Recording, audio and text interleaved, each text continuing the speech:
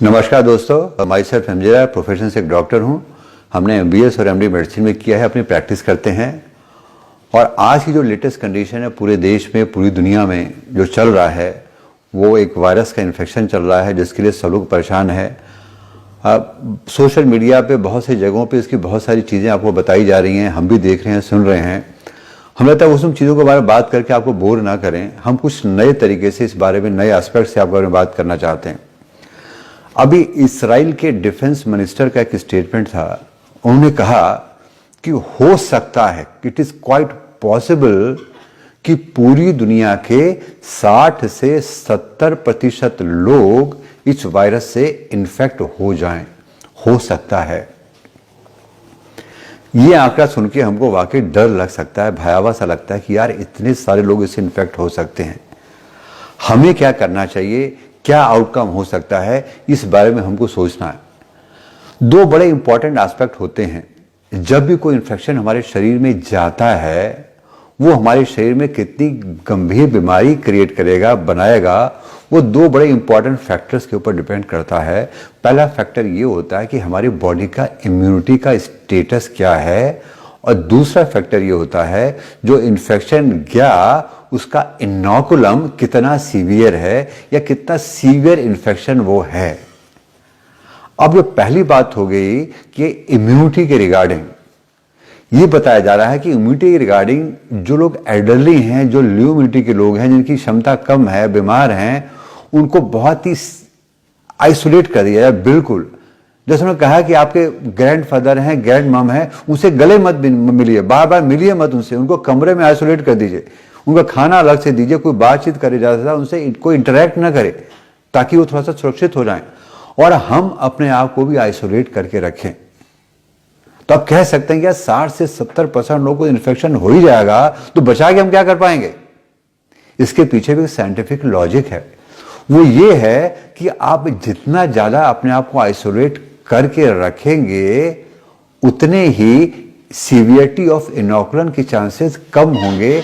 यानी या तो इन्फेक्शन हमारे शरीर में नहीं जाएगा, या जाएगा भी तो बहुत हल्का या माइनर फॉर्म में जाएगा। जब ये जाएगा माइनर फॉर्म में, तो हमारी बॉडी इसके अगेंस्ट पे एंटीबॉडीज बना लेगी, जिससे हम फ्यूचर में और प्रेजेंट में, आने वाले समय में अपने आप को इससे प्रोटेक्ट रख सकेंगे। ये एक बड़ा इंपॉर्टेंट तरीका, बड़ा इंपॉर्टेंट कॉन्सेप्ट है जो कि इसमें उभर के आ रहा है।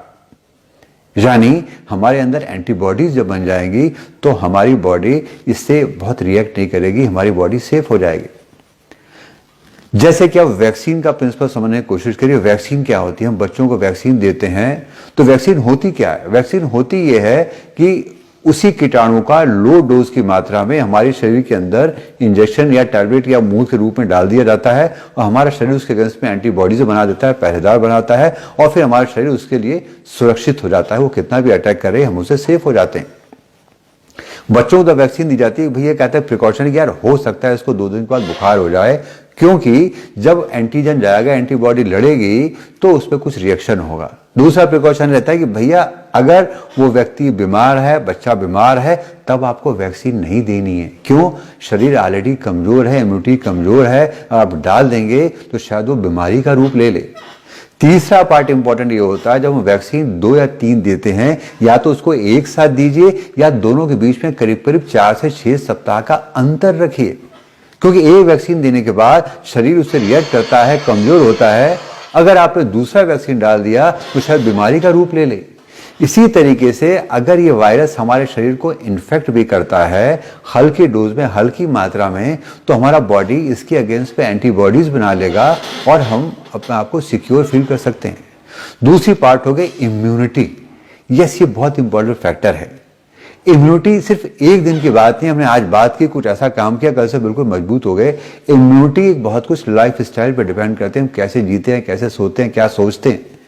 Definitely positive attitude, positive mental attitude हमारे शरीर में कुछ ऐसे केमिकल्स का सक्रीशन करता है जो हमारे शरीर की प्रतिरोधक क्षमता को बढ़ा देती है। और यहाँ विनिंग टीम में आपको ये पॉजिटिव एटीट्यूड की एजुकेशन एनवायरनमेंट प्रोवाइड किया जाता है। अगर आप विनिंग टीम के विद्यार्थियों के साथ जुड़े हुए हैं तो अपने आप को पॉजिटिव एटीट्यूड के एनवायरनमेंट में बनाए रख सकते हैं। दूसरा पार्ट हो गया, हमें प्रॉपर स्लीप लेनी है, एक्सरसाइज करनी है और न्यूट्रिशन सप्लीमेंट का यहाँ बहुत ही इंपॉर्टेंट रोल है। आज हमारे वेस्टीज के पास कुछ ऐसे न्यूट्रिशन सप्लीमेंट हैं जो हमारे इम्यूनिटी स्टेटस को इम्प्रूव कर सकते हैं। उसमें रिकमेंडेड है विटामिन सी। अभी जब पहले यहाँ पे डेंगू का सीजन होता था, हम बहुत हैवी डोज में विटामिन सी का मैसिव यूज किया हमने। विटामिन सी का रिकमेंडेशन यह है कि 1500 मिलीग्राम पर डे अगर आप डोज दे रहे हैं तो वो वायरस के अगेंस्ट में प्रतिरोधक क्षमता को डेवलप करता है। यानी हमारे पास आंवला है, अगर आप एक एक गोली 3 बार या 2-2 गोली सुबह शाम दें तो ये हमारी इम्यूनिटी को बढ़ाएगा। दूसरा है कोलेस्ट्रम। आज का टीवी में एक ऐड आता है, एक बच्चा पैदा हुआ है, उसका बाप उसको लेके उसको माँ का दूध पिलाने ले जा रहा है। बताया जा रहा है कि जब माँ का दूध पिएगा बच्चा पैदा होने के बाद तो उसमें कोलेस्ट्रम मिलेगा तो उसके प्रतिरोधक क्षमता को बढ़ाएगा।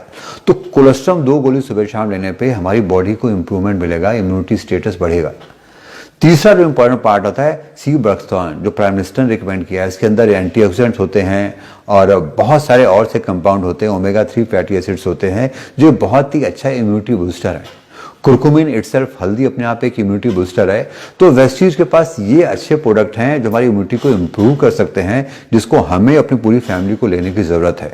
यानी 2 बड़े इंपॉर्टेंट फैक्टर्स हुए, अपनी बॉडी को इम्प्रूव करना, अपने आप को आइसोलेट करना ताकि इन्फेक्शन हम तक न पहुंचे, और पहुंचे भी तो इतनी कम मात्रा में पहुंचे जिसके चलते हम अपने बॉडी की इम्यूनिटी के साथ साथ उसके एंटीबॉडी बना लें और अपने आप को सुरक्षित रख सकें। तो फ्रेंड्स, यही थोड़ी सी जानकारी जो हमने आपको दी। आजकल वैश्विक प्रॉब्लम है लेकिन बहुत घबराना नहीं है इससे। क्यों नहीं घबराना है? क्योंकि ये कंटेजियस बहुत है, फैलता बहुत तेजी से है, लेकिन मॉर्टेलिटी उतनी ज़्यादा नहीं है। इसमें 4% की मॉर्टेलिटी है। आज की तारीख में 3 लाख लोग इन्फेक्ट हो चुके हैं पूरे वर्ल्ड में, लेकिन मरे करीब 10 से 12 हज़ार हुए। बहुत से ऐसे वायरसेस थे, जैसे आपने इबोला का नाम सुना होगा, जीका का नाम सुना होगा, निपा का नाम सुना होगा। ये ऐसे वायरस थे जिसपे मॉर्टेलिटी 90 से 100% थी। यानी कि 100 लोगों को हो गया तो उसमें 95 लोगों को मरना ही मरना था। लेकिन यहाँ पे ऐसा नहीं है। यहाँ पे 3 से 4% लोग मरने की संभावना रहेगी, वो भी खासकर से वो जिनकी इम्यूनिटी कम है। इटली में खासकर से कौन से लोग मर रहे हैं?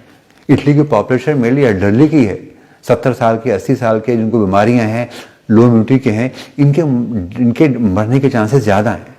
तो फ्रेंड्स, इससे बहुत घबराने और पैनिक होने की जरूरत नहीं है। हमको अपने आप को एटीट्यूड को पॉजिटिव रखना है और जो भी गाइडलाइन सरकार दे रही है, प्रिकॉशन बता रही है, WHO बता रहा है, हमको स्ट्रिक्टली फॉलो करना है। तो इन 2 एस्पेक्ट पे अपनी इम्यूनिटी को बढ़ा के और इनोकुलम को मिनिमाइज या कम करके हम अपने आप को काफी हद तक सुरक्षित रख सकते हैं। तूफान के हालात हैं, न किसी सफर में रहो, पंछियों से है गुजारिश अपने शजर में रहो। ईद के चांद हो अपने ही घर वालों के लिए, ये उनकी खुशकिस्मती है, उनकी नजर में रहो। माना बंजारों की तरह घूमे हो डगर डगर, वक्त का तकाजा है अपने ही शहर में रहो। तुमने खाक छानी है हर गली चौबारे की, थोड़े दिन की ही तो बात है यार, अपने घर में रहो।